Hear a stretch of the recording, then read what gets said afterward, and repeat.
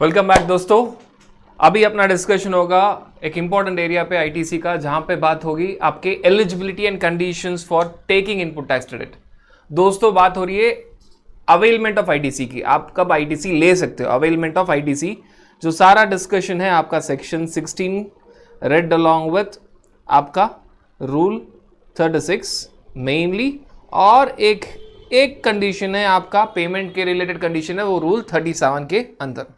No बात जैसे पहले हो रही थी क्रेडिट कौन ले सकता है, पेमेंट की बात आती है तब टैक्सेबल पर्सन आता है, लेकिन जब क्रेडिट की बात आए who can avail credit, credit खाली वही ले सकता है जो रजिस्टर्ड पर्सन है, only A registered person. Credit can be taken only by A registered person, अगर आप रजिस्टर्ड हो तभी क्रेडिट मिलेगा।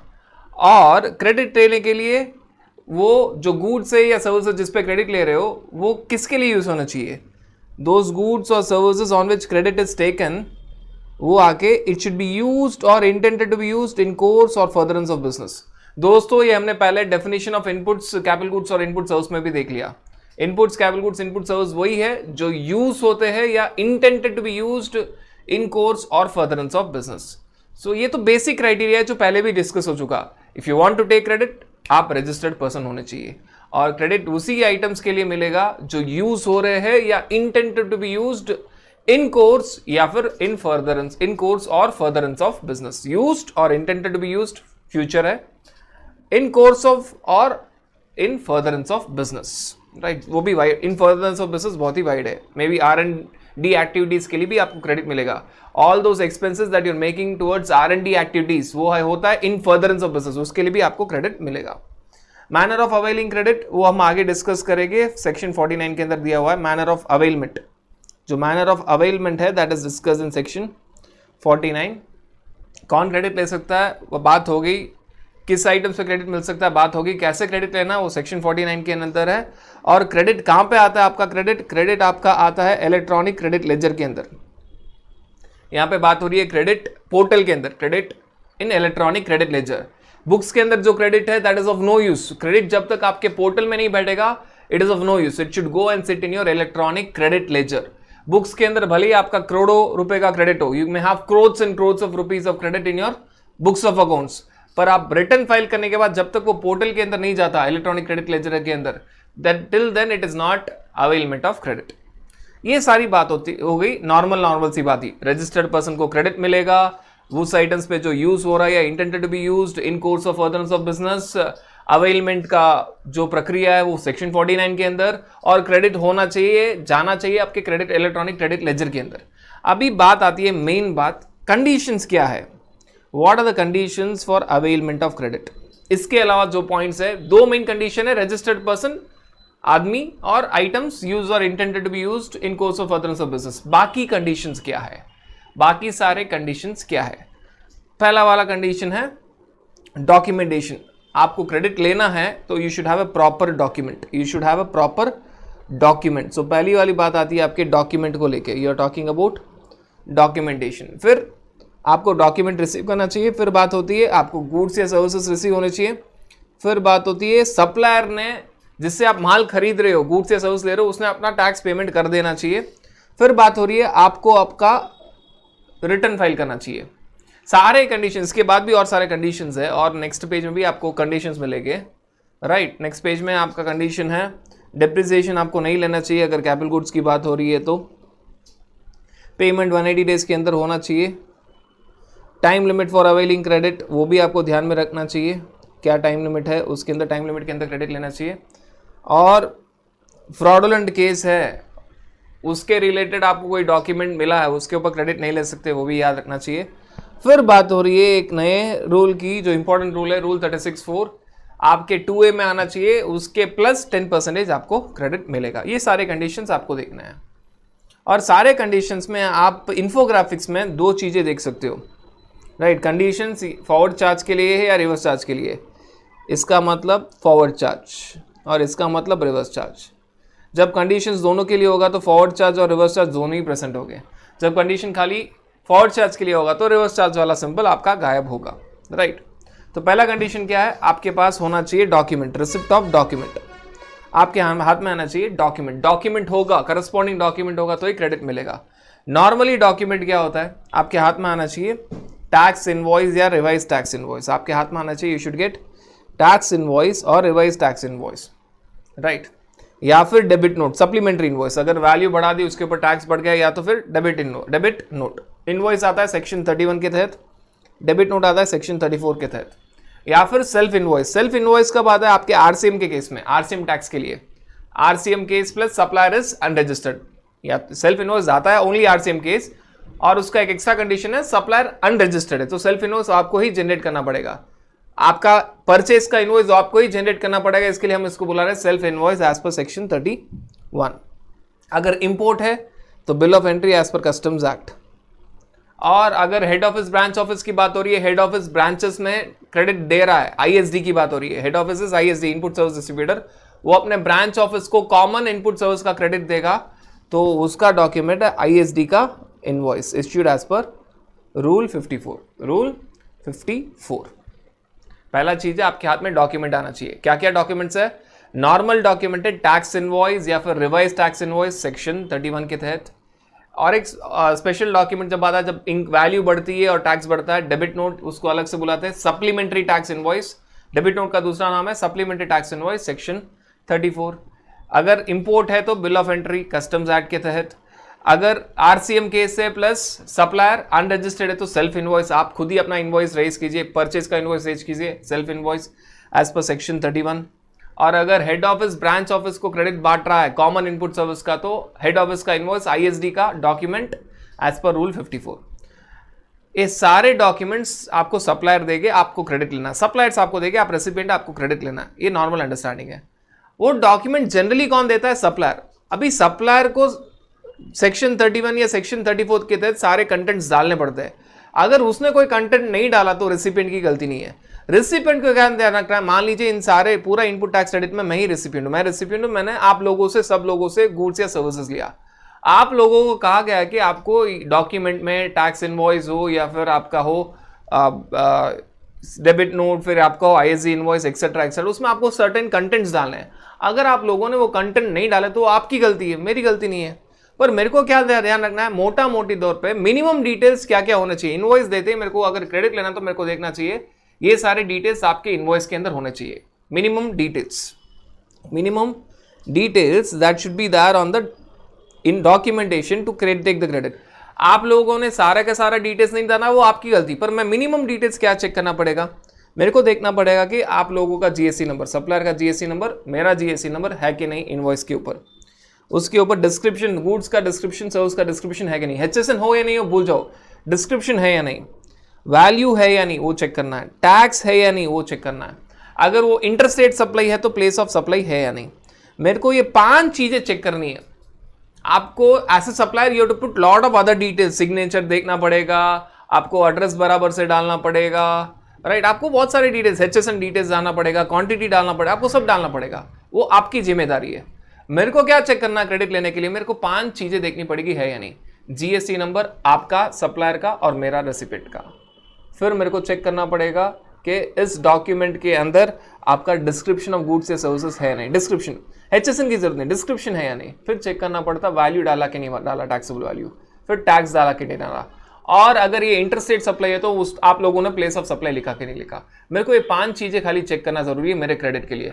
बाकी सब डिटेल्स आपने नहीं डाला हो तो आपकी गलती, आपके ऊपर एक्शन लिया जाएगा, पर मेरे को तो क्रेडिट मिल जाएगा। 5 minimum details that is to be there on document for taking the input tax credit. ये हो गया फर्स्ट कंडीशन आपका। The first condition is applicable both for forward charge mechanism as well as for reverse charge mechanism, दोनों के लिए applicable है, forward charge के लिए भी और रिवर्स चार्ज के लिए, दोनों के लिए कंडीशन एप्लीकेबल है। अभी बात आती है दूसरी कंडीशन की। दूसरी कंडीशन क्या है, अगर मेरे को क्रेडिट चाहिए तो I should receive the goods और receive the services, receipt of goods और रिसिप्ट ऑफ सर्विसेज। और ये रिसिप्ट ऑफ गुड्स और सर्विसेज फॉरवर्ड चार्ज के लिए भी एप्लीकेबल है और रिवर्स चार्ज के लिए भी एप्लीकेबल है, because RCM is also my input tax. ये दोनों के लिए एप्लीकेबल है, फर्स्ट कंडीशन की तरह ये दोनों के लिए एप्लीकेबल है। मेरे को गुड्स या सर्विस रिसीव करने के बाद ही मैं क्रेडिट ले सकता हूँ, राइट। गुड्स या सर्विसेज मेरे को रिसीव करने, I have to receive the goods और services for taking the input tax credit. अभी इसके आते हैं 2 एक्सेप्शन, राइट। एक्सेप्शन का मतलब आपको थोड़ा हटके, नॉर्मली अगर मेरे को क्रेडिट चाहिए, मेरे पास डॉक्यूमेंट आना चाहिए, मेरे पास गुड सर्विसेज आना चाहिए। गुड सर्विसेज के लिए थोड़े बहुत एक्सेप्शन है। एक्सेप्शन क्या है? Bill to ship to case में, अगर बिल टू शिप टू की बात कर रहे हैं, मान लीजिए आपने मेरे को बिल किया, आप सप्लायर हो, मैं रेसिपिएंट हूं, ये पूरे डिस्कशन आईटीसी में आप सप्लायर हो, मैं रेसिपिएंट हूं, आपने मेरे को बिल किया, bill to Vishal Jain, ship to Praveen Jain, आपने शिप किसी और को कर दिया, शिप टू प्रवीण जैन, माल मेरे पास आया नहीं है, प्रवीण के पास आया, but receipt of goods by Praveen Jain is equal to receipt of goods by Vishal Jain, क्योंकि मेरे कहने पे ही आपने माल प्रवीण जैन को दिया है। सो बिल टू विशाल जैन, आपने मेरे को बिल किया है, शिप टू प्रवीण जैन को आपने शिप किया हुआ है, डिस्पैच किया हुआ है। किसके कहने पे आपने शिप किया? मेरे कहने पे। So receipt of goods by Praveen Jain is equal to receipt of goods और services by me. Receipt of goods और services by Praveen Jain is equal to receipt of goods और सर्विसेज बाई मी। मैं क्रेडिट ले सकता हूं। सो यहां पे क्या लिखा हुआ है? व्हेन द गुड्स और services are delivered to third person, यहां पे थर्ड पर्सन कौन है? Praveen Jain. On direction of registered person कौन है? मैं, विशाल जैन। सच गुड्स और services are deemed to be received by registered person, मतलब मैं रिसीव कर रहा हूं वैसे समझ लीजिए, मैं क्रेडिट ले सकता हूं, राइट। सो इसकी अंडरस्टैंडिंग आपको क्लियर करनी पड़ेगी। सप्लायर आप है, रेसिपिएंट मैं हूं, और ये थर्ड पार्टी है प्रवीण जैन। तो आपने बिल तो मेरे को किया, बिल टू मेरे को, और लेकिन शिप आपने डिस्पैच किया प्रवीण जैन को। सो यहां पे बिल किसको हुआ? बिल टू विशाल जैन, लेकिन ship to Praveen Jain. So bill to ship to में बिल किसको हुआ?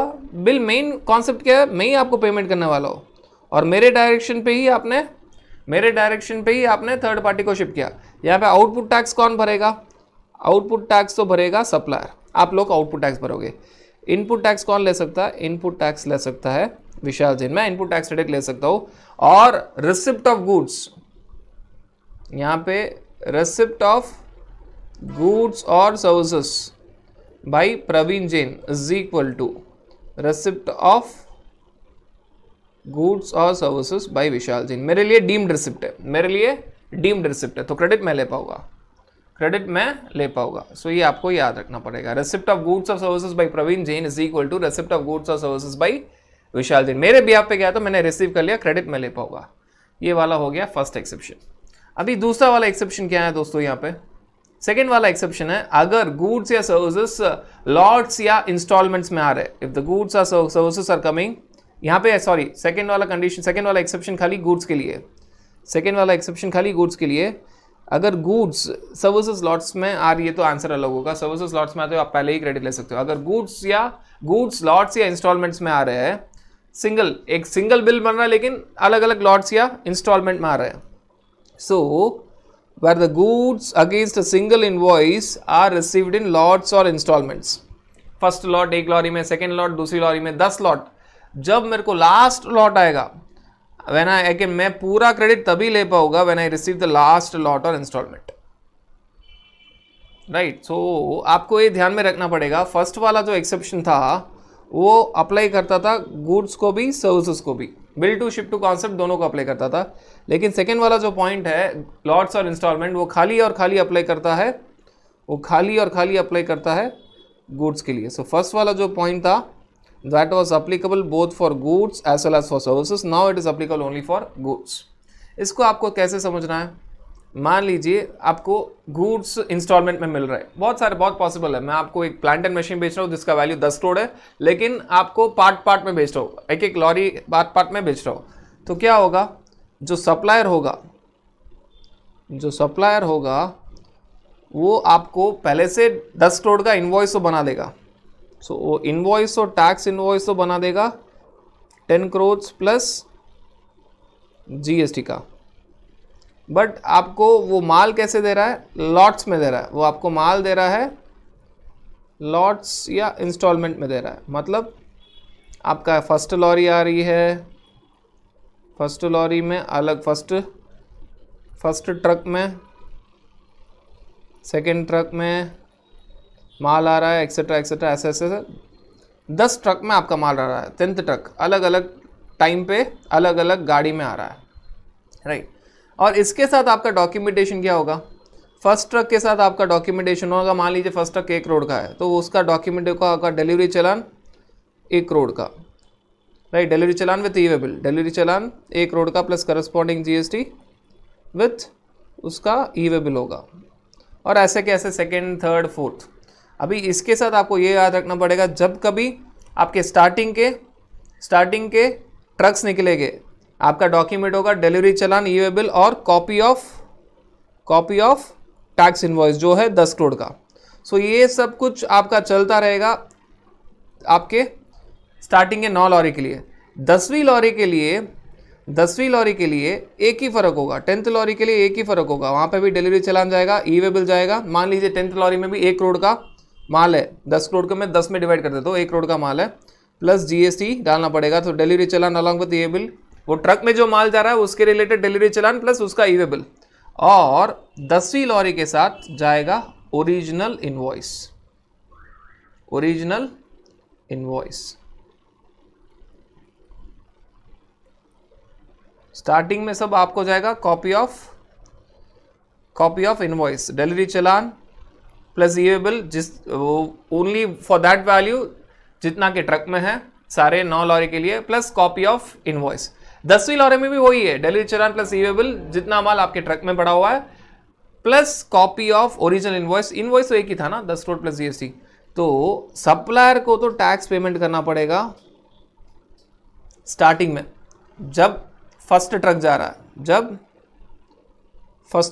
है पूरा जीएसटी पर, रेसिपिएंट को पूरा क्रेडिट मिलेगा, पर रेसिपिएंट को पूरा इनपुट टैक्स मिलेगा जब लास्ट ट्रक आ रहा है, 10th ट्रक। तो मान लीजिए जीएसटी अगर आपका है 18%, जो भी जीएसटी के है मान लीजिए 18%, सप्लायर को पूरा का पूरा 1.8 CR भरना पड़ेगा। स्टार्टिंग जब ट्रक जा रही है तब उसके साथ इनवॉइस जा रहा है उस महीने के ऊपर। मान लीजिए फर्स्ट ट्रक जा रहा है आपका अप्रैल में और 10th ट्रक जा रहा है आपका जनवरी नेक्स्ट ईयर में, तो सप्लायर को पूरा जीएसटी 1.8 CR भरना पड़ेगा बेस्ड ऑन अप्रैल मंथ। उसकी लायबिलिटी हो जाएगी अप्रैल मंथ की, सप्लायर की लायबिलिटी क्रिएट हो जाएगी अप्रैल मंथ में ही। और रेसिपिएंट को जो क्रेडिट मिलेगा पूरा का पूरा आईटीसी 1.8 CR, पूरा का पूरा आईटीसी 1.8 CR वो मिलेगा लास्ट ट्रक, मतलब जनवरी के अंदर, मतलब आपके जनवरी के अंदर। आपको ये याद रखना पड़ेगा, आउटपुट टैक्स के लिए सप्लायर को तो पूरा टैक्स, इंस्टॉलमेंट में तो है नहीं, टैक्स तो पूरा भरना है, सप्लायर को पूरा टैक्स स्टार्टिंग में भरना पड़ेगा फर्स्ट ट्रक के टाइम पे, और रेसिपिएंट को पूरा क्रेडिट, इंस्टॉलमेंट नहीं पूरा का पूरा क्रेडिट स्टार्टिंग में तो जीरो मिलेगा लास्ट लॉट में, मिलेगा लास्ट लॉट या लास्ट इंस्टॉलमेंट में। ये बात खाली अप्लाई करती है गुड्स के लिए, सर्विसेज के लिए तो स्टार्टिंग में क्रेडिट ले सकते हैं। This is applicable only for goods, right. तो ये वाला आपका दूसरा कंडीशन भी हो गया विथ टू एक्सेप्शन, राइट। क्या है, पहला कंडीशन आपको डॉक्यूमेंट रिसीव करना है, दूसरा कंडीशन आपको गुड्स या सर्विसेज रिसीव करना है। गुड्स या सर्विसेज रिसीव करने में 2 एक्सेप्शन है। बिल टू शिप टू में अगर थर्ड पार्टी गुड्स या सर्विसेज को रिसीव कर रहा है, it is equal to receipt of goods और services by the registered person. और एक एक्सेप्शन है, अगर गुड्स, सेकेंड वाला एक्सेप्शन खाली गुड्स के लिए, लॉट्स या इंस्टॉलमेंट में जाता है तो पूरा क्रेडिट कब मिलेगा, एंड में मिलेगा, लास्ट लॉट या लास्ट इंस्टॉलमेंट में मिलेगा। अभी नेक्स्ट वाला कंडीशन क्या है, नेक्स्ट वाला कंडीशन है payment of tax by supplier. Supplier को, ये कंडीशन मेरे ऊपर बेस नहीं है, रेसिपिएंट के हाथ में नहीं है, सप्लायर को अपना टैक्स भरना पड़ेगा तभी रेसिपिएंट को, सप्लायर को आउटपुट टैक्स भरना पड़ेगा तभी रेसिपिएंट को इनपुट टैक्स क्रेडिट मिलेगा, राइट। इसमें एक प्रोविजनल क्रेडिट है जो कि आपके एग्जाम के लिए एप्लीकेबल नहीं है, क्योंकि लास्ट में नोट लिखा हुआ है कि प्रोविजनल आईटीसी कॉन्सेप्ट रिडंडेंट है, उसको हम डिस्कस नहीं करते। वो लास्ट में नोट भी लिखा हुआ है, concept of provisional ITC is irrelevant, उसको हम डिस्कस नहीं करते। सप्लायर को अपना टैक्स पेमेंट करना पड़ेगा, supplier should pay output tax, recipient को क्रेडिट मिलने के लिए। पर ये वाला कंडीशन अप्लाई करता है खाली एफसीएम के लिए, आरसीएम के लिए अप्लाई नहीं करता। कारण भाई इट आरसीएम के लिए अप्लाई नहीं करता, बिकॉज रिवर्स चार्ज मैकेनिज्म में सप्लायर टैक्स पेमेंट ही नहीं करता, रेसिपिएंट खुद पहले पे करता है आरसीएम टैक्स कैश लेजर से, फिर उसको मिल जाता है आरसीएम क्रेडिट लेजर के अंदर। सो ये वाला कंडीशन खाली अप्लाई करता है फॉरवर्ड चार्ज मैकेनिज्म के लिए, right. Why reverse charge mechanism में अप्लाई नहीं करता? क्योंकि आरसीएम में रिसिपिएंट खुद आरसीएम टैक्स अपने हाथ से कैश लेजर में भरता है, इमीडिएटली कैश लेजर में भरने के बाद नेक्स्ट स्टेप उसी महीने recipient RCM input tax credit अपने क्रेडिट लेजर में लेता है। तो सप्लायर के ऊपर वो निर्भर ही नहीं है, is not dependent on supplier. So ये खाली अप्लाई करता है एफसीएम के लिए। सप्लायर को अपना टैक्स बराबर से देना चाहिए। Supplier should pay actually have paid the tax to the government either by cash ledger or by in electronic credit ledger। But यहाँ पे एक नोट लिखा हुआ है आपके अंडरस्टैंडिंग के लिए कि ये वाला जो कंडीशन है सप्लायर को अपना आउटपुट टैक्स पे करना चाहिए। पहला पॉइंट तो ये खाली एफसीएम के लिए अप्लाई करता है, क्योंकि आरसीएम में रिसिपिएंट ही खुद अपना टैक्स भरता है एक हाथ से कैश लेजर में, फिर दूसरे हाथ से वो क्रेडिट ले लेता है क्रेडिट लेजर में।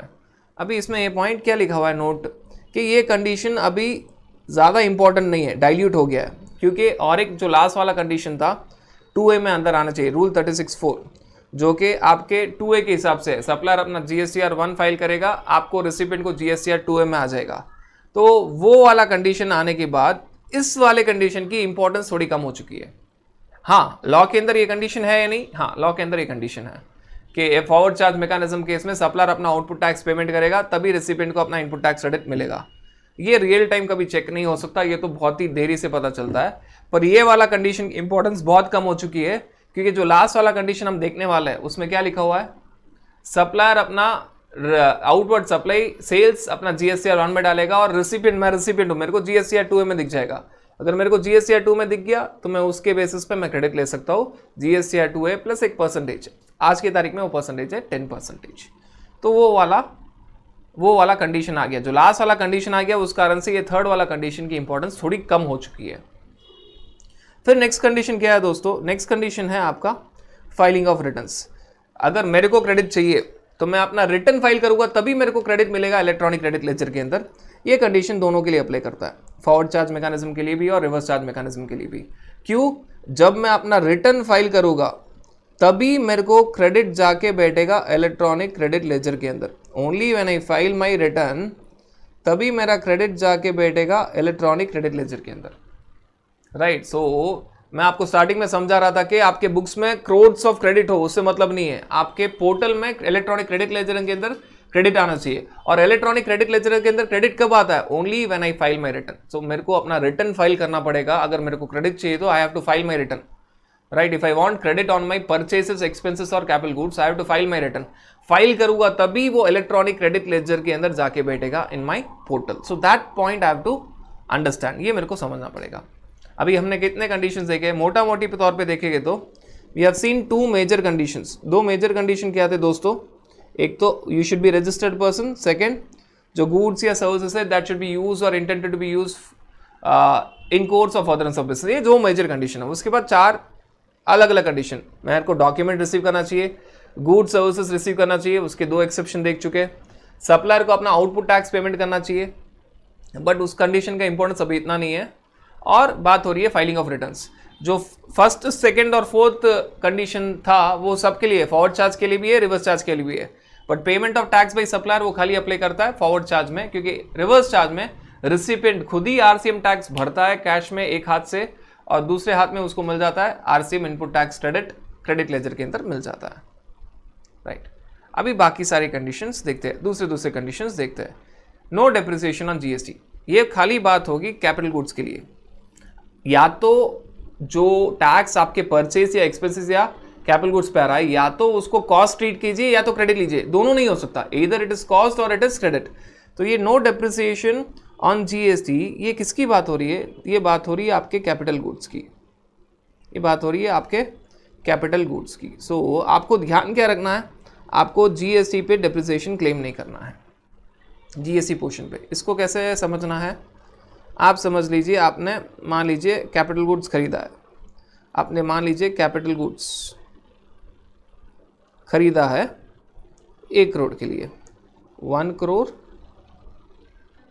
प्लस जीएसटी आपका है मान लीजिए 18% प्लस जीएसटी एट 18% आपका आ रहा है 18 लाख,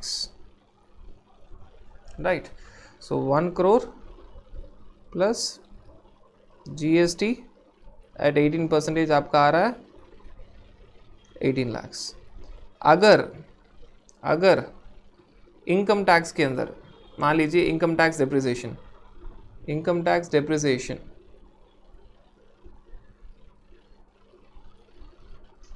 GST ITC, अगर इनकम टैक्स डेप्रिसिएशन आपने क्लेम किया है, if at all you have claimed income tax depreciation on 1 crore 18 lakhs multiplied by depreciation rate, अगर आपने इनकम टैक्स डेप्रिसिएशन क्लेम किया 1.18 CR पे, सो आपको इनपुट टैक्स क्रेडिट कुछ नहीं मिलेगा, जीरो। क्यों? आपने 18 लाख को भी कॉस्ट मान लिया, इसके लिए आप डेप्रिसिएशन पूरा 1 crore 18 lakhs पे क्लेम कर रहे हो। अगर आपने इनकम टैक्स डेप्रिसिएशन क्लेम किया है 1 crore पे खाली, मल्टीप्लाइड बाई डेप्रिसिएशन रेट, जो भी इनकम टैक्स का डेप्रिसिएशन रेट है वो, तो आपको इनपुट टैक्स क्रेडिट मिलेगा 18 लाख का। क्यों? अभी आपने कॉस्ट ट्रीट किया है खाली 1 crore को, 18 लाख को आपने छोड़ दिया। 1 crore पे आप डेप्रिसिएशन पक्का क्लेम कर सकते हो, उस पर कोई डाउट नहीं। On 1 crore you can surely claim depreciation, उस पर कोई डाउट नहीं होना चाहिए। अभी 18 लाख पे अगर आप डेप्रिसिएशन क्लेम कर रहे हो तो 18 लाख को भी आप कॉस्ट ट्रीट कर रहे हो। अगर 18 लाख को भी आप कॉस्ट ट्रीट कर रहे हो तो आप क्रेडिट नहीं ले सकते। अगर 18 लाख पे आप डेप्रिसिएशन नहीं क्लेम कर रहे हो, आप खाली डेप्रिसिएशन क्लेम कर रहे हो 1 crore पे, तो 18 लाख पे आपको इनपुट टैक्स क्रेडिट मिलेगा, राइट। बात खाली फोकस खाली हो रहा है आपके 18 lakhs पे, the focus is only and only on 18 lakhs। अगर 18 lakhs को आपने कॉस्ट ट्रीट कर लिया और उस पर डेप्रिसिएशन क्लेम कर लिया तो क्रेडिट मिलेगा जीरो। अगर 18 lakhs पे आपने कॉस्ट ट्रीट नहीं किया, यहाँ पे 18 lakhs पे कॉस्ट ट्रीट कर लिया तो क्रेडिट मिलेगा zero.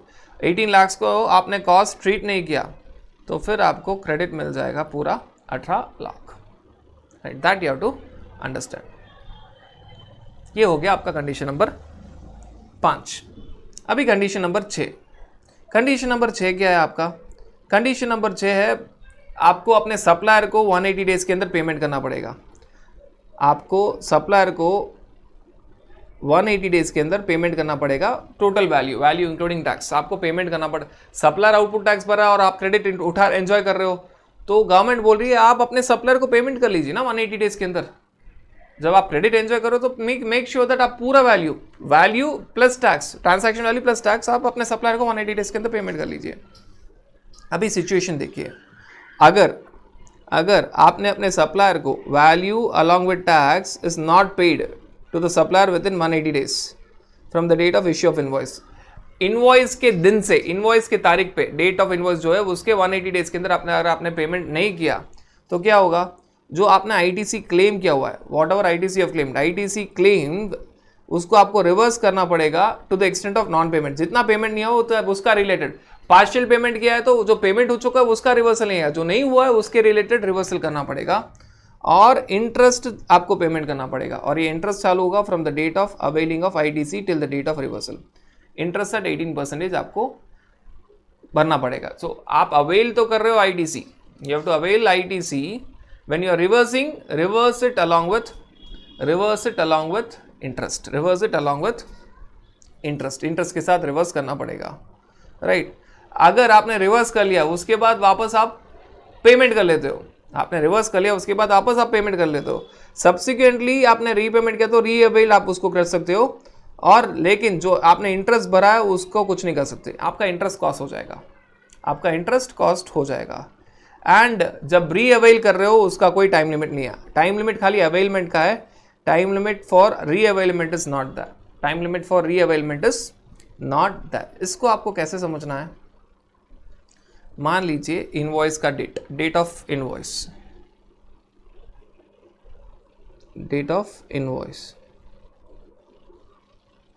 Right, date of invoice है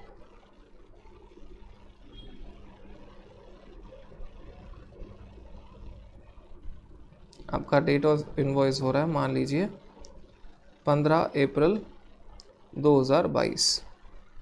उससे आप कैलकुलेट कीजिए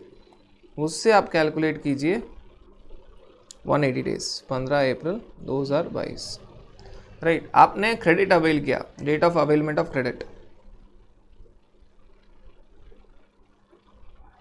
मान लीजिए आप क्रेडिट अवेलमेंट लेट कर रहे हो, आपने उसी महीने क्रेडिट कोई कारण से नहीं लिया, आपने क्रेडिट अवेल किया मान लीजिए 20 जून 2022, लेट क्रेडिट लिया। तो पहले तो आपको 180 डेज कैलकुलेशन कैसे करना है, 180 डेज का कैलकुलेशन होगा डेट ऑफ इनवॉइस से ही। सो 180 डेज का कैलकुलेशन हमेशा स्टार्ट होगा डेट ऑफ इनवॉइस से। It will always start from date of invoice, not from date of availment of credit. 180 days का कैलकुलेशन, सो 180 डेज का कैलकुलेशन चालू होगा तो अप्रैल में कितने दिन, for April you have balance 15 days, मई 31, जून 30, जुलाई 31, अगस्त 31, सितंबर 30, अक्टूबर 31। तो अब अगर कैलकुलेट कर रहे हो तो 1 2 3 4 5 150 150 153 153 158 168 168 के बाद 168 के बाद आपका आता है 12 दिन। सो अक्टूबर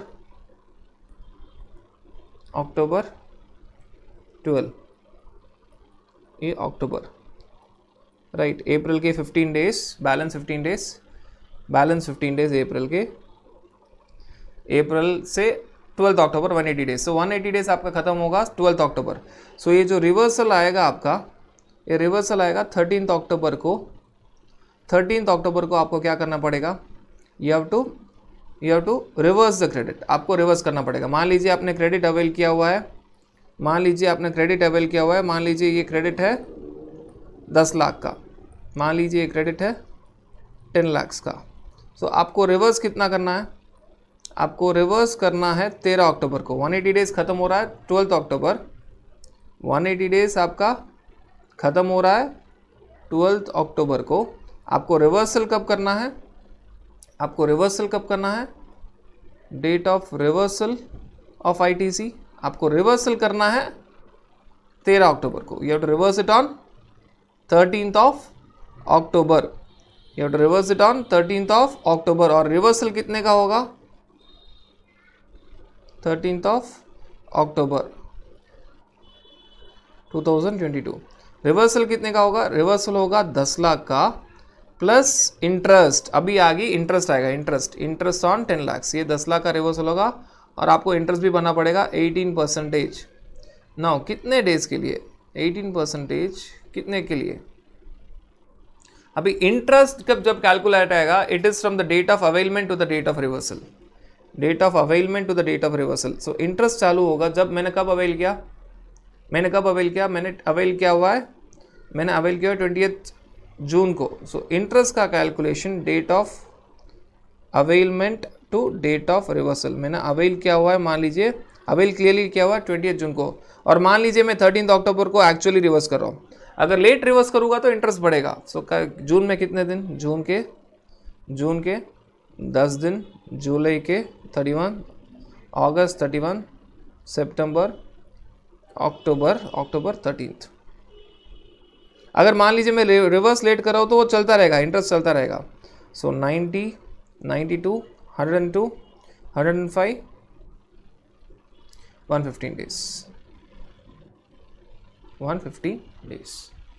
इंटरेस्ट चालू कब से होगा, डेट ऑफ अवेलमेंट से। अभी इंपॉर्टेंट बात क्या है, जो ये आपका 180 डेज का कैलकुलेशन है, जो आपका 180 डेज का कैलकुलेशन है, 180 डेज का कैलकुलेशन हमेशा चालू होता है डेट ऑफ इनवॉइस से। 180 डेज के अंदर पेमेंट हुआ तो ठीक है, क्रेडिट ले लिया, एंजॉय करो। 180 डेज के अंदर पेमेंट नहीं हुआ, जो क्रेडिट ले लिया है उसको रिवर्स करो इंटरेस्ट के साथ, उसको रिवर्स करो इंटरेस्ट के साथ, इंटरेस्ट एट 18%। पर जब इंटरेस्ट का कैलकुलेशन आता है, तो वो इंटरेस्ट का कैलकुलेशन आता है डेट ऑफ अवेलमेंट से डेट ऑफ रिवर्सल तक। वो इनवॉइस से चालू होता है, डेट ऑफ कब मैंने एक्चुअली लिया और कब मैंने एक्चुअली रिवर्स किया, तब तक का इंटरेस्ट का कैलकुलेशन आता है। और मान लीजिए आगे जाके मैं उसको वापस पेमेंट कर लेता हूँ, मान लीजिए आगे बढ़ के मैं उसका पेमेंट वापस कर लेता हूँ, मान लीजिए नेक्स्ट ईयर, या फिर मान लीजिए उसी साल 27 दिसंबर को मैं वापस उसका पेमेंट कर लेता हूँ,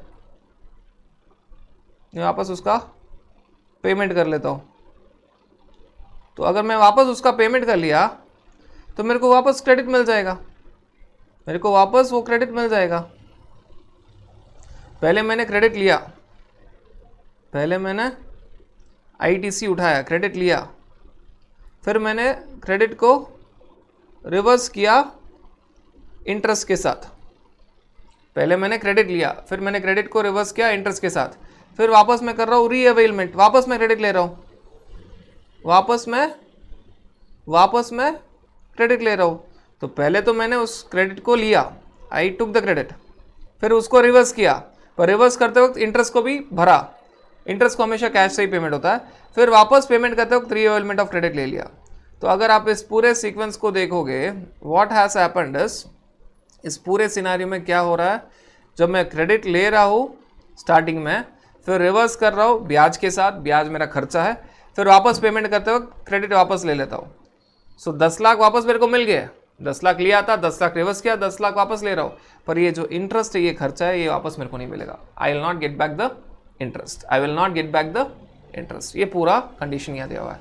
क्या है पूरा सिनारियो, मेरे को सप्लायर को 180 डेज के अंदर पेमेंट करना पड़ेगा। From which date, from the date of invoice, from the date of invoice. Credit कब लिया इंपॉर्टेंट नहीं है, from the date of invoice. किया तो ठीक, नहीं किया तो जो क्रेडिट लिया हुआ रिवर्स करना पड़ेगा इंटरेस्ट के साथ, जो भी क्रेडिट लिया हुआ रिवर्स करना पड़ेगा इंटरेस्ट के साथ। इंटरेस्ट 18% कब से, जब से एक्चुअली क्रेडिट लिया हुआ है, अभी डेट ऑफ इनवॉइस नहीं, जब से एक्चुअली क्रेडिट लिया हुआ till the date of reversal, तब तक इंटरेस्ट भरना पड़ेगा। और वापस मैं सप्लायर को एक 200 दिन के बाद या 260 दिन के बाद या 300 दिन के बाद रीपेमेंट करता हूँ। तो रीपेमेंट करते वक्त जो क्रेडिट रिवर्स किया था वापस रीअवेल कर लूंगा, और रीअवेलमेंट का कोई टाइम लिमिट नहीं है, भले 2 साल के बाद या 3 साल, रीअवेलमेंट का कोई टाइम लिमिट नहीं है, पर मैंने जो इंटरेस्ट भरा है वापस मेरे को नहीं मिलेगा, इंटरेस्ट तो मेरा खर्चा चला गया। और ये कंडीशन, ये जो कंडीशन है डेप्रिसिएशन वाला, जो पिछला वाला कंडीशन था एफसीएम और आरसीएम दोनों के लिए अप्लाई करता था, ये पेमेंट विद इन 180 डेज खाली अप्लाई करता है फॉरवर्ड चार्ज मैकेनिज्म को। ये जो 180 डेज वाला कंडीशन है, ये किस किस को अप्लाई नहीं करता, फर्स्ट रिवर्स चार्ज मैकेनिज्म को अप्लाई नहीं करता, सेकंड शेड्यूल 1 केसेस के लिए अप्लाई नहीं करता। ये शेड्यूल 1 केसेस के लिए क्यों अप्लाई नहीं करता, क्योंकि वहाँ पे कंसिडरेशन ही नहीं होता। शेड्यूल 1 केसेस में, 4 केसेस में, शेड्यूल 1 केसेस में सप्लाई विदाउट कंसिडरेशन, जब कंसिडरेशन है ही नहीं तो पेमेंट क्या करूंगा। आरसीएम के लिए क्यों अप्लाई नहीं करता, क्योंकि आरसीएम में रेसिपिएंट खुद ही अपना टैक्स भरता है, खुद ही क्रेडिट ले लेता है, तो वो भले सप्लायर को पेमेंट करे, प्राइस का नहीं करे, उससे मतलब नहीं गवर्नमेंट को। शेड्यूल 1 सप्लाईज में क्यों अप्लाई नहीं करता, क्योंकि कंसिडरेशन वहाँ पे है ही नहीं, तो पेमेंट क्या करेगा। फिर और एक जगह अप्लाई नहीं करता, obligation of supplier made by the recipient, मतलब रेसिपिएंट ने पेमेंट ऑलरेडी कर दिया लेकिन सप्लायर को नहीं, recipient has made payment to third party on behalf of supplier. Recipient जब पेमेंट करता है third party on behalf of supplier, it is equal to recipient paying to the supplier, इसके लिए अप्लाई नहीं करेगा। सो ये 180 डेज वाला कंडीशन कब अप्लाई नहीं करता, 3 केसेस में, रिवर्स चार्ज केसेस में अप्लाई नहीं करता, शेड्यूल 1 केसेस में अप्लाई नहीं करता, और रेसिपिएंट जब थर्ड पार्टी को पेमेंट करता है ऑन बिहाफ ऑफ सप्लायर, तब it is as good as recipient ने सप्लायर को पेमेंट कर लिया, तो 180 डेज वाला क्राइटेरिया अप्लाई नहीं करेगा। ये 3 केसेस में 180 डेज वाला क्राइटेरिया अप्लाई नहीं करेगा। राइट, ये हो गया आपका पॉइंट कंडीशन नंबर 6। अभी नेक्स्ट कंडीशन के और बढ़ते हैं, टाइम लिमिट। क्रेडिट लेने के लिए टाइम लिमिट है क्या? हाँ, आपको क्रेडिट लेने के लिए टाइम है। Credit in respect of any invoice और डेबिट नोट, जब भी आप क्रेडिट ले रहे हो इनवॉइस के बेसिस पे या क्रेडिट नोट के बेसिस पे, उसका एक टाइम लिमिट होता है। Invoice include self invoice, invoice, revise tax invoice, self invoice या डेबिट नोट के लिए उसका एक टाइम लिमिट है। वो टाइम लिमिट क्या है? Earlier of the time limit is invoice or debit note, it is earlier of due date of furnishing of September month return of the next financial year, to which such invoice or invoice of pertaining to debit note pertains। आप क्या बोल रहे हो? Due date of filing of next year सितंबर return, और कौन से financial year की बात हो रही है? नेक्स्ट फाइनेंशियल ईयर मतलब क्या? जो फाइनेंशियल ईयर में इनवॉइस रेज हुआ था, या जो फाइनेंशियल ईयर के रिलेटेड डेबिट नोट जो कि इनवॉइस के बेस से वो रेज हुआ था, वो वाला ड्यू डेट। और furnishing of relevant annual return which is earlier. इसको हम एक्चुअल ऐसे समझ लेते हैं। मान लीजिए बात हो रही है आपके इनवॉइस की, इनवॉइस है आपका मान लीजिए 15 अक्टूबर 2022 का, राइट। और उसके रिलेटेड एक डेबिट नोट है, डेबिट नोट है आपका 15 मई 2023।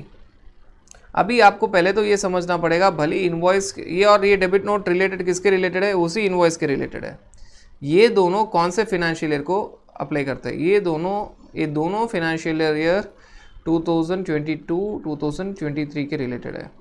अभी you have to focus on the fact that invoice तो एक्चुअल में 15 अक्टूबर 2022 का है, मतलब फाइनेंशियल ईयर 22-23 का है, पर डेबिट नोट एक्चुअल में है 15 मई 2023, पर वो डेबिट नोट किसके रिलेटेड है, debit note is always connected to invoice. Debit note वो इनवॉइस के रिलेटेड है जो फाइनेंशियल ईयर 22-23 के रिलेटेड है, जो फाइनेंशियल ईयर 22-23 के रिलेटेड है। तो पहले तो आपको ये फ्रीज करना पड़ेगा कि बात हो रही है 22-23 की।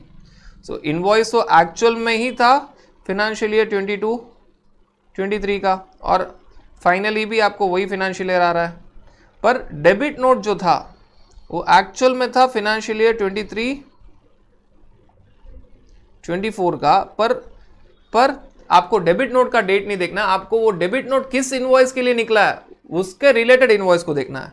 तो वापस आपको आ जाएगा फाइनेंशियल ईयर 22-23। सो इनवॉइस के डेट को ही देखना। अगर डेबिट नोट के रिलेटेड भी क्रेडिट है तो आपको किसका डेट देखना, डेबिट नोट का ईयर नहीं देखना, आपको वो डेबिट नोट जिस इनवॉइस का है, जिस इनवॉइस के लिए है, उसका फाइनेंशियल ईयर देखना है। अभी फाइनेंशियल ईयर 22-23 के लिए ड्यू डेट क्या है, ड्यू डेट क्या है, राइट। पहले तो दो केसेस लेते हैं। केस 1, आपका एनुअल रिटर्न फाइल हुआ है 20 नवंबर 2023 में, राइट। केस 2,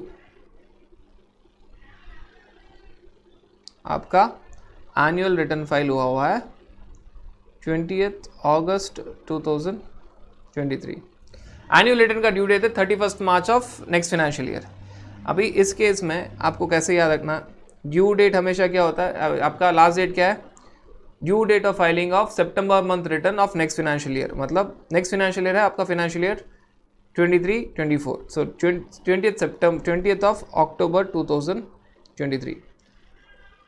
जो फाइनेंशियल ईयर खत्म हो जाता है उसका नेक्स्ट फाइनेंशियल ईयर का सितंबर मंथ का ड्यू डेट ऑफ सितंबर month return of next financial year, या फिर actual date of annual return. Actual date of annual return क्या है, 20 नवंबर 2023 of that financial year. Actual date of annual return of current financial year. Current financial year मतलब financial year 22-23 का annual return file हो रहा है 20 नवंबर 2023 को। Current financial year which ever is earlier. यहाँ पे विच एवर अर्लियर क्या है, ये आपका अर्लियर है। तो last time for taking credit आपको सितंबर मंथ के रिटर्न के अंदर क्रेडिट लास्ट ले सकते हो। जो भी क्रेडिट छूटा हुआ है 22-23 के फाइनेंशियल ईयर 22-23 के रिलेटेड, उसका लास्ट टाइम क्रेडिट लेने का क्या है, सितंबर मंथ के रिटर्न के अंदर आप उसका क्रेडिट ले सकते हो। सो 20 अक्टूबर 2023 जब सितंबर मंथ का रिटर्न फाइल होगा लास्ट डेट, उसके अंदर आप ले सकते हो। अभी सेकेंड सिनारियो ले लीजिए। सेकेंड सिनारियो क्या है, सेकेंड सिनारियो क्या है, आपका ड्यू डेट ऑफ सितंबर month return of next financial year तो सेम ही रहने वाला है 20 अक्टूबर ऑफ 2023। ड्यू डेट ऑफ सितंबर month return of next financial year, या फिर actual date of annual return of that financial year. Actual date of annual return of that financial year क्या है, अगस्त 2023 में फाइल हो गया। So actual date of annual return of current financial year which ever is earlier. इस case में आपको 20 अगस्त 2023 के अंदर क्रेडिट लेना है, और जब भी मैं कह रहा हूं क्रेडिट लेना है, you have to take credit in the return, मतलब रिटर्न के अंदर क्रेडिट लेना है। तो उस डेट के अंदर जो भी रिटर्न फाइल हो रहा है 20 अक्टूबर 2023 के अंदर फर्स्ट सिनारियो में, 20 अगस्त 2023 में सेकेंड सिनारियो में, उस डेट के पहले जो भी रिटर्न फाइल हो रहा है उस रिटर्न के अंदर क्रेडिट लेना है, उस रिटर्न के अंदर क्रेडिट लेना है। सो अगर हम वर्ड्स के सिनारियो में पढ़े तो क्या है ये, ड्यू डेट ऑफ सितंबर month return of coming financial year to which the invoice pertains और to which the debit note based to which the invoice for which debit note is raised pertains, right? या फिर actual date, due date नहीं, actual date of annual return of that financial year, current financial year, whichever is earlier. आपस क्या याद रखना है, क्या last date है? ड्यू डेट ऑफ सितंबर month return of next financial year, सितंबर month return of next financial year, right? Based on which year? Based on in year to which the invoice pertains or to which the invoice related to debit note pertains, or actual date, अभी due date नहीं, actual date of annual return of that financial year, whichever is earlier. ये आपका last date हो गया. और वो last date के अंदर क्रेडिट कैसे लेना है? बुक्स में ले लेना. वो लास्ट डेट के अंदर you have to take the credit in your return. जो भी लास्ट डेट है, फर्स्ट वाले एग्जाम्पल में लास्ट डेट था 20th of October 2023, सेकेंड वाले में था 20th of August of 2023. उस डेट के अंदर जो भी आप रिटर्न फाइल कर रहे हो, जो कौन सा भी मंथ का रिटर्न फाइल कर रहे हो, you have to file that return before that due date. उस रिटर्न के अंदर आपको क्रेडिट लेना है. That is the last date for taking the input tax credit. और एक पॉइंट ऑलरेडी आप देख चुके, अवेलमेंट के लिए क्रेडिट के लिए टाइम है, री अवेलमेंट के लिए टाइम नहीं है. फर्स्ट टाइम अवेलमेंट के लिए टाइम है, वापस री अवेल कर रहे हो तब उसके लिए कोई टाइम लिमिट नहीं है, राइट? ये हो गया आपका कंडीशन, टाइम लिमिट का कंडीशन, कंडीशन नंबर 7. फिर कंडीशन नंबर 8 पे फोकस करते हैं. अभी ये कंडीशन नंबर 8 क्या कह रहा है? आप इनपुट टैक्स क्रेडिट नहीं ले सकते if it is based on demand order for fraudulent case. अगर सप्लायर ने फ्रॉड किया है और उसने उसका आउटपुट टैक्स भरा है, फिर वो आपको एक इनवॉइस या डेबिट नोट दे रहा है, उसके ऊपर you can not take the credit. So simple भाषा है, सप्लायर ने फ्रॉड किया है, उसके गवर्नमेंट डिपार्टमेंट ने पकड़ के सप्लायर ने टैक्स पेमेंट किया है, उसके बाद सप्लायर आपको कुछ इनवॉइस या डेबिट नोट देता है, you can not take the credit. नहीं तो डिपार्टमेंट का पकड़ने का मतलब ही चला जाएगा. So ITC shall not be availed if tax is paid in pursuance of demand order confirmed by fraud, wilful statement और विलफुल मिसस्टेटमेंट और सप्रेशन ऑफ फैक्ट्स. ये अगर सिंपल भाषा में इसको हम समझना चाहे तो बहुत ही सिंपल तरीके से, बहुत ही नीट तरीके से गवर्नमेंट कह रही है कि सप्लायर के अगेंस्ट एक प्रोसीडिंग चली, डिपार्टमेंट ने एक प्रोसीडिंग चलाई विच इज रिलेटेड टू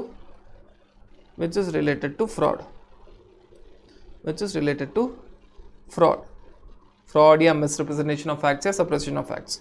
उसका एक डिमांड ऑर्डर दिया. फिर उसके बाद सप्लायर क्या बोलता है? ठीक है, सप्लायर ने मान लीजिए सप्लायर ने उसके रिलेटेड भरा आउटपुट टैक्स, मान लीजिए 10 crore plus interest plus penalty. Supplier क्या कर रहा है?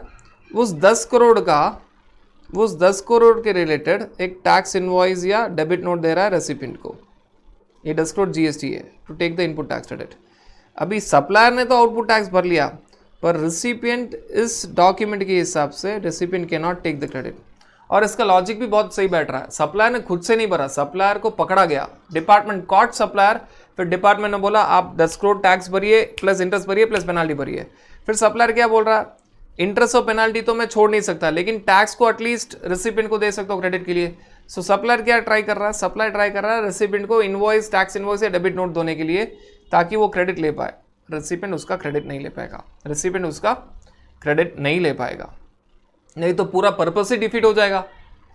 सप्लायर चीट कर रहा है लेकिन गवर्नमेंट को टैक्स दे रहा है, और सप्लायर आगे से क्या कर रहा है? रेसिपिएंट को बोला तू टेंशन मत ले, तेरे को भी लॉस नहीं, मेरे को भी लॉस नहीं, मैं तेरे को एक डेबिट नोट दे देता हूँ, तू उसका क्रेडिट ले ले. राइट, तो उसका क्रेडिट ले लेगा. तो मैंने टैक्स गवर्नमेंट को भरा, लेकिन मैंने टैक्स तेरे से ले लिया और तूने वापस क्रेडिट ले लिया. So that is not allowed. Recipient can not take credit. Why? Supplier ने फ्रॉड किया था, उसके लिए उसको tax plus interest plus penalty भरा था. अभी उस टैक्स को वो रेसिपिएंट को पास ऑन करे नहीं करे उसकी मर्जी, लेकिन रेसिपिएंट उसका क्रेडिट नहीं उठा सकता. वो पास ऑन करे नहीं करे वो उन दोनों की अंडरस्टैंडिंग है, पर रेसिपिएंट उस टैक्स का क्रेडिट नहीं ले सकता. That is very very clear. Right, ये पूरा अच्छे से देख लिए. अभी बात हो रही है आपके लास्ट कंडीशन की, जो बात हो रहा है GSTR 2A के ऊपर. GSTR 2A के ऊपर मतलब ये जो सारे कंडीशन है, यहाँ पे भी ये जो फ्रॉड वाला कंडीशन है ये FCM RCM के लिए अप्लाई करता है. टाइम लिमिट वाला कंडीशन है FCM RCM के लिए अप्लाई करता है. अभी ये जो लास्ट वाला कंडीशन है ये खाली FCM के लिए अप्लाई करता है. FCM 36(4). ITC कितना अवेल कर सकते हो? अगर मेरे को क्रेडिट लेना है, मेरा सप्लायर फाइल करेगा अपने सप्लाईज के लिए GSTR 1 और मेरे GSTR 2A के अंदर आएगा. सो मैं कितना ITC ले सकता हूँ? मेरे GSTR 2A के अंदर जितना आया plus 10% as on the due date of filing of GSTR1, as on the due date of filing of GSTR1, subject to maximum of my book credit, subject to ये 110% से I cannot take credit more than what is there in my books. So मेरे books में जितना credit है उससे ज़्यादा नहीं. पर इसमें आपको थोड़े पॉइंट्स याद रखना है. पहला, ये 36(4) किस किस को अप्लाई नहीं करता? ये RCM को अप्लाई नहीं करता, क्योंकि RCM आपके 2A में आए नहीं आए पर आप खुद पेमेंट करके क्रेडिट लेने वाले हो. इंपोर्ट ऑफ गुड्स के लिए अप्लाई नहीं करता. IGST आप हमेशा पूरा क्रेडिट ले सकते हो. ISD इन्वॉइसेस के लिए अप्लाई नहीं करता. NRTP इन्वॉइसेस के लिए अप्लाई नहीं करता. ये 4 सिनारियोस में अप्लाई नहीं करता. RCM के लिए अप्लाई नहीं करता क्योंकि आप खुद ही पेमेंट करोगे एक कैश लेजर से, फिर क्रेडिट ले लोगे क्रेडिट लेजर में, भले ही वो आपके 2A में आए नहीं आए. इंपोर्ट ऑफ गुड्स के लिए अप्लाई नहीं करता. आपके इन्वॉइसेस ISD इन्वॉइसेस के लिए अप्लाई नहीं करता. NRTP इन्वॉइसेस के लिए अप्लाई नहीं करता. और ये जब अप्लाई करता है 36(4), आपको अप्लाई करना पड़ता है क्यूमुलेटिवली फॉर ऑल सप्लायर्स. आपको सप्लायर वाइज नहीं देखना, सारे सप्लायर्स को भेल के देखना है. किस किस सप्लायर का कितना है प्लस 10% नहीं, सारे सप्लायर्स का भेल के देखना है. और टैक्स हेड वाइज देखना, CGST का अलग से देखना है, SGST का अलग से देखना है, IGST का अलग से देखना है. सप्लायर को इंडिविजुअली नहीं देखना, सब सप्लायर्स को भेल के देखना, पर टैक्स को अलग अलग से देखना है. सप्लायर्स को अलग अलग से नहीं देखना, साथ में देखना, पर टैक्स को अलग अलग से देखना है. टैक्स को आपको अलग अलग से देखना है, राइट. और मान लीजिए एक मंथ आपका क्रेडिट छूट गया तो वो आप नेक्स्ट पीरियड में ले सकते हो. It can be claimed in the succeeding months. Next period में जब 2A में आता है तब आप ले सकते हो. तो उसको हम एग्जाम्पल के रूप में ही समझ सकते हैं. You can only understand with the help of your example. पहले इस प्रोसेस को पूरा समझा देता हूँ. ये प्रोसेस क्या है, फिर वो एग्जाम्पल देके पूरा कंडीशंस भी आपका हो जाएगा. प्रोसेस सिंपल है. प्रोसेस क्या बोल रहा है कि सप्लायर फाइल करेगा GSTR1, सप्लायर फाइल करेगा GSTR1, राइट. मान लीजिए सप्लायर्स, बहुत सारे सप्लायर्स है, राइट. आपके बहुत सारे सप्लायर्स है. Supplier 1, supplier 2, supplier 3, supplier 4, supplier, सारे सप्लायर्स GSTR1 फाइल करेंगे. तो सारे सप्लायर्स फाइल करने वाले आपका GSTR1 आउटवर्ड सप्लाईज के लिए. और आपके कहाँ पे आके बैठेगा? आपके GSTR2A के अंदर बैठेगा. सो सप्लायर्स का सेल्स, इसको आउटवर्ड सप्लाई बुला सकते हो, या सिंपल भाषा में सेल्स वो फाइल करेगा GSTR1 में. और रिसिपिएंट का इनवर्ड सप्लाई, या सिंपल भाषा में बुला सकते हो परचेसेस आके बैठ जाएगा GSTR2A के अंदर. और आपकी बात हो रही है रिसिपिएंट के लिए, क्योंकि सप्लायर तो भरेगा आउटपुट टैक्स. और अपने फोकस आउटपुट टैक्स पर नहीं है, अपना फोकस है पूरा इनपुट टैक्स क्रेडिट के ऊपर. तो क्या बोल रहा है, due date of GSTR1, supplier के ड्यू डेट ऑफ GSTR1 पे आपके 2A में क्या क्या आके बैठा है वो क्रेडिट उठा लीजिए. आपको इंडिविजुअल सप्लायर वाइज ये 110% अप्लाई नहीं करना है, आपके सारे सप्लायर्स को ऐड करके करना है, पर टैक्स वाइज करना है. CGST अलग से, SGST अलग से, IGST अलग से, राइट. ये आपको ये ड्यू डेट आपको GSTR2A कब देखना है? GSTR2A आपको देखना है as on due date of filing of GSTR1. मतलब जो सप्लायर्स ने ड्यू डेट के अंदर फाइल कर लिया, आपके 2A के अंदर जाके बैठ गया, अभी उसको 2B भी आ गया है, 2A के अंदर जाके बैठ गया विच इज 2B नाउ, वो आपको क्रेडिट लेना है. और जो लेट से फाइल करे हो आप क्रेडिट नेक्स्ट मंथ लीजिए, और इसी मंथ 10% लिवरेज तो आपको मिल ही जाएगा, राइट. अभी आपको ये एनालाइज पूरा कैसे करना है, पर ये फॉर्मूला अप्लाई करते वक्त आपको याद रखना है कि it is not applicable for RCM, फिर it is not applicable for import, it is not applicable for ISD invoices, it is not applicable for NRTP invoices. और ये सप्लायर वाइज अप्लाई नहीं करता.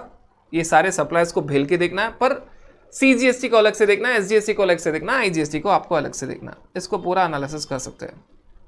मान लीजिए आपका एक एग्जाम्पल से पूरा एनालिसिस कर लेते हैं.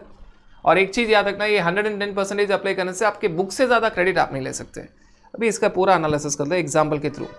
मान लीजिए आपके बुक्स में जो ITC है वो जून मंथ का 1 लाख है. 2A में खाली आया है 60,000 as on due date of filing of GSTR1 of June. जिन सप्लायर्स ने फाइल कर दिया ड्यू डेट के पहले, मेरे पास आया है 60,000. तो मैं ITC कितना ले सकता हूँ? 110%, 60,000 प्लस 10%, जो 66,000 हो गया. 60,000 प्लस 10%, मैं ITC अभी ले सकता हूँ 60,000 प्लस 10%, 66,000 मैं ले रहा हूँ. 66,000 ले रहा हूँ, 60,000 प्लस 10%. सो जून मंथ का मैंने कितना क्रेडिट ले लिया? मेरा टोटल क्रेडिट कितना था? मेरे टोटल क्रेडिट था 1 लाख, मैंने लिया कितना 66, सो 66,000 आउट ऑफ 1 लाख मैंने ले लिया। बैलेंस कितना बचा जून मंथ का, बैलेंस मेरा बचता है जून मंथ का, बैलेंस मेरा बचता है जून मंथ का, I have to still take, still मेरा 34,000 क्रेडिट मेरे को लेना है, अभी तक मेरे को लेना है, ये बैलेंस है, ये पेंडिंग मेरा बैलेंस पड़ा हुआ है, राइट। कैसे मैंने कैलकुलेट किया, मेरा 2A में आया 60,000, मेरा 2A में आया 60,000 और मैं क्रेडिट ले रहा हूँ 60,000 प्लस 10%, सो 2A में आया मेरा 60,000 और क्रेडिट ले रहा हूँ 60,000 प्लस 10%, 66,000, सो बैलेंस 34,000 पड़ा हुआ है। अभी मैं जाऊँगा जुलाई मंथ, मेरे को क्यूमुलेटिव, जब तक मेरा जून मंथ का क्रेडिट नहीं आता था मेरे को हमेशा जून मंथ का 2A बार बार चेक करना है। तो मैं अभी बात कर रहा हूँ जुलाई मंथ की। जुलाई मंथ में मैंने जब देखा, जुलाई मंथ में मेरा बुक क्रेडिट है 2 लाख और जुलाई मंथ के रिलेटेड मेरे 2A में आ गया 1,50,000, 1,50,000। तो जुलाई मंथ के रिलेटेड मेरे को कितना क्रेडिट मिलेगा, जुलाई मंथ के रिलेटेड मेरे को क्रेडिट मिलेगा 1,50,000 मल्टीप्लाइड बाई 110%, 1,65,000 मिलेगा, मेरे को मिलेगा 1,65,000। बट वेट, जून मंथ का मेरे को वापस से नया वाला क्रेडिट आया है, ऑलरेडी 60,000 आ चुका था, अभी 2A वापस देखता हूँ तो एक्स्ट्रा 35,000 आया, तो 60,000 तो ऑलरेडी आ गया, अभी जो सप्लायर्स ने फाइल नहीं किए थे वो उसके बाद फाइल कर लिए, 35,000 आया हुआ है, सो वो 35,000 का भी मेरे को क्रेडिट मिलेगा।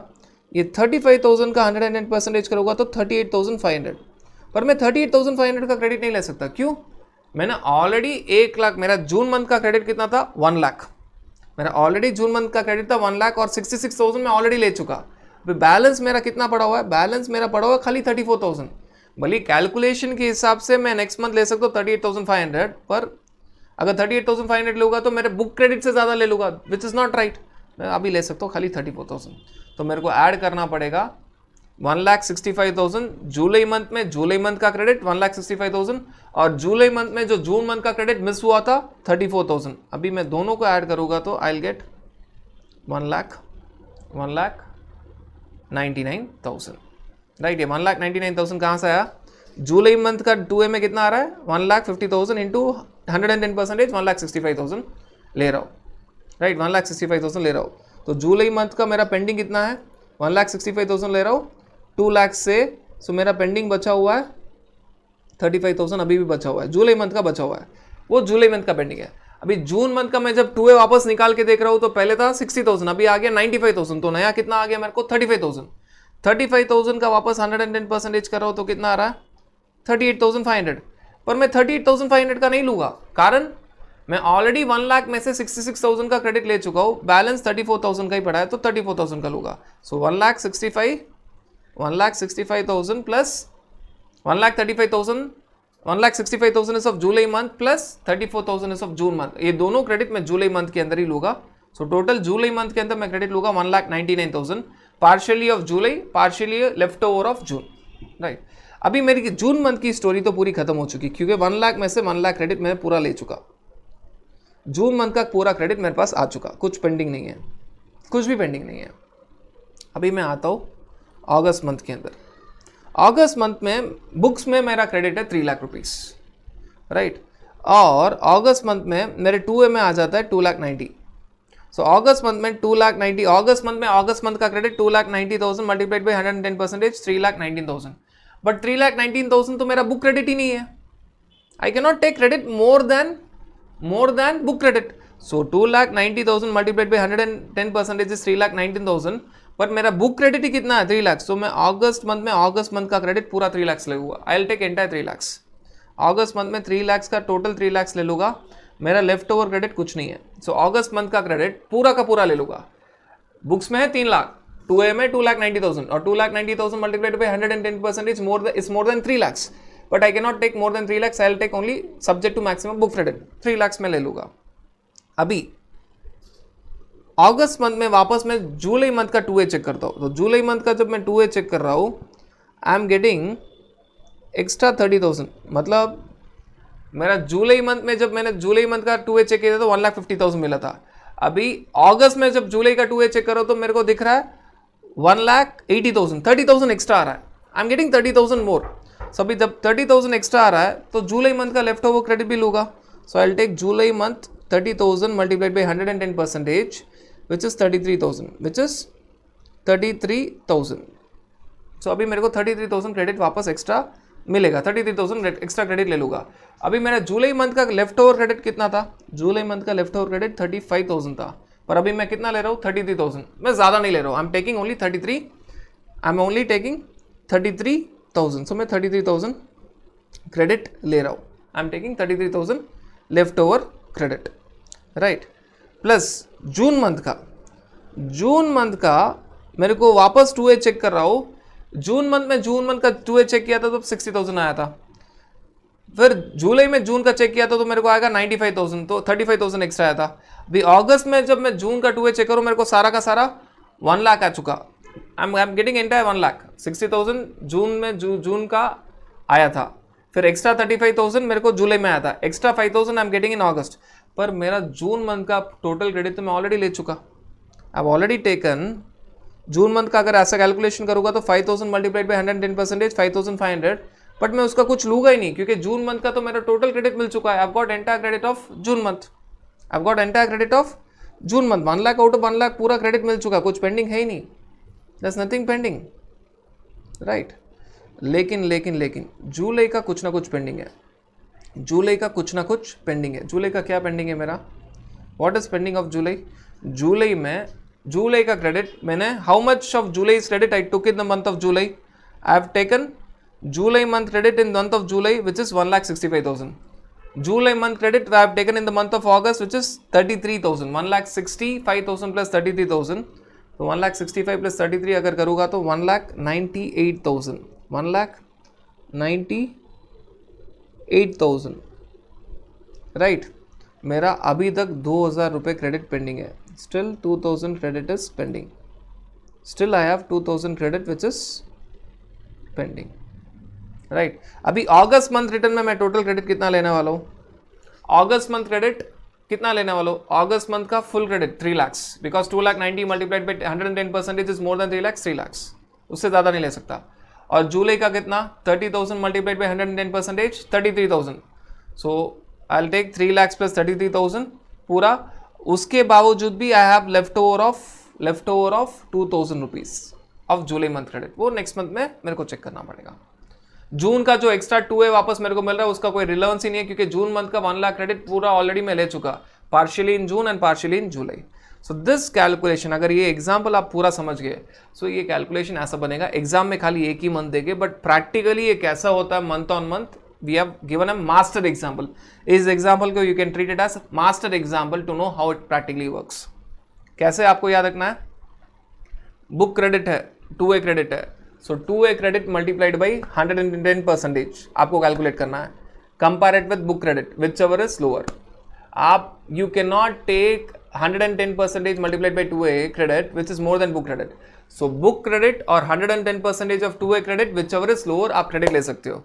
अगर आपको पूरा क्रेडिट बुक क्रेडिट मिल चुका है तो नेक्स्ट मंथ चेक करने की जरूरत नहीं. कुछ पेंडिंग है तो वापस सब्सिक्वेंट मंथ में जाके चेक करके वापस ले सकते हो. पर वापस जब लेगो तो you have to do cumulative calculation. आपको क्यूमुलेटिव वर्किंग करके आपको पता करना पड़ेगा कि मेरा जून मंथ का क्रेडिट मैं पूरा ले चुका कि नहीं ले चुका, या कुछ बचा है तो वापस चेक करना पड़ेगा, राइट. और जब भी वापस क्यूमुलेटिव ले रहे हो, even then you have to understand that 2A plus 110% of a particular month cannot be more than book credit of that month. Book credit से ज्यादा तो आप कभी ले ही नहीं सकते. So this example will be a perfect case. ये एग्जाम्पल आपको सारा परम्यूटेशन कॉम्बिनेशन अच्छे से सिखा देगा. Perfect example to know how 2A works, right. अगर आप ये कंडीशन समझ गए, we are done with all the condition. सारे के सारे condition for taking ITC we have understood all the condition. दो मास्टर कंडीशन थे, registered person in course of furtherance of business. फिर सारे 9 कंडीशंस अलग अलग कंडीशंस है. आप डॉक्यूमेंट रिसीव कीजिए, गुड सर्विसेज रिसीव कीजिए, सप्लायर को टैक्स पेमेंट करना है only applicable for FCM, return file करना है, डेप्रिसिएशन नहीं लेना है GST पोर्शन पे, payment to supplier within 180 days only applicable for FCM, not applicable for RCM and not even applicable for schedule 1 cases and when obligation of supplier is met by recipient. फिर time limit है credit लेने का, वो याद रखना है. Fraudulent case है, supplier tax pay कर रहा है तो रेसिपिएंट क्रेडिट नहीं ले सकता. फिर आपको credit is restricted to GSTR 2A, 110% of GSTR 2A और book credit whichever is lower आप ले सकते हो. whichever is lower आप ले सकते हो, और आपको ये करते वक्त cumulative working month on month जाके आपको बार बार चेकिंग करना पड़ेगा. Even this is not applicable for RCM, imports, ISD invoices and NRTP invoices. ये सारे के सारे आपके कंडीशंस thoroughly डिस्कस हो चुके हैं. All the conditions for availment of input tax credit.